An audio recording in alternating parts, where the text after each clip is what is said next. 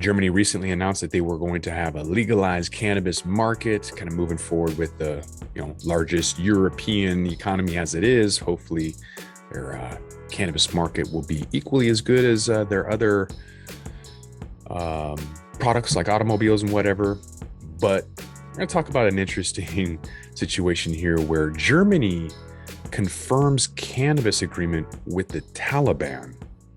All coming up. It's only entertainment. Welcome back to the Talking Hedge. I'm Josh Kincaid, capital markets analyst and host of your Cannabis Business Podcast. So a few weeks ago, the Taliban regime in Afghanistan announced that it reached an agreement with a German company to grow and manufacture cannabis products. And so through some social media, the Ministry of Interior reported that a company called Cpharm would make an investment of more than 400 million to create a factory to produce cannabis. So this is a consulting firm outside of Sydney, Australia, Cpharm, and they have denied having any relationship with the Taliban. They said, we have no relationship with cannabis or the Taliban. We have no idea where the Taliban statement came from in the media, and we want to assure everyone it must not be related to Cpharm in Australia.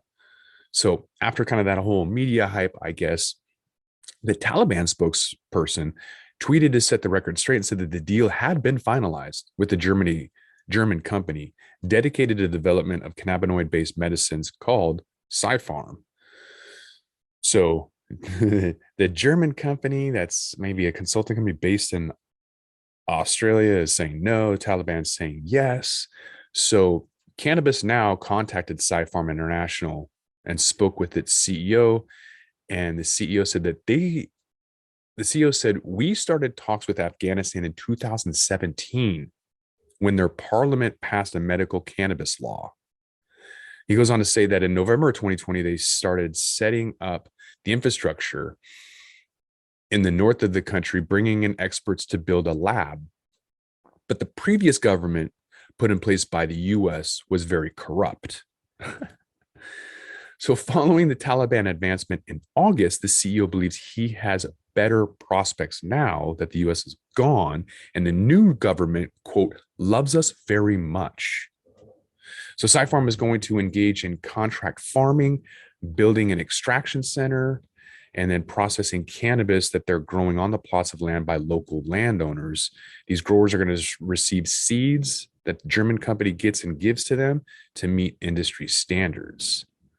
Let me know what you think about this in the comments. I find it interesting that heroin is decreasing in availability worldwide. You can take a look at that. It's already the Taliban is getting rid of the poppy fields. The U.S. is the ones that held them at gunpoint to produce all of these things. But now that we have fentanyl in the U.S., who needs heroin, right? Think about it. Opioid crisis gone. Now, with cannabis becoming legalized, and you have all of these people giving not amnesty, but all of their convictions being eradicated, or they're being released from prison and all of that. So that's great. The expungement and everything is absolutely necessary. But when you have publicly traded prisons that have 100% guaranteed beds, that 100% of their beds are filled, how do you fill those beds? Well, Oxycontin is synthetic heroin.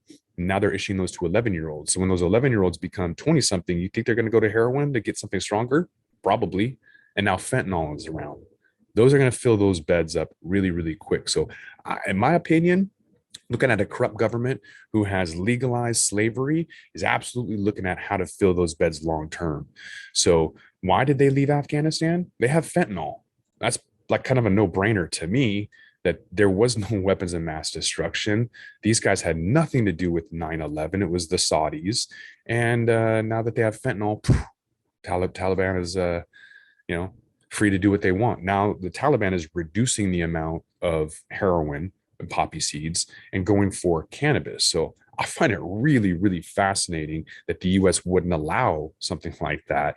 And now the Taliban is. So what we've heard, what we've seen, probably not the reality. The story somewhere in between.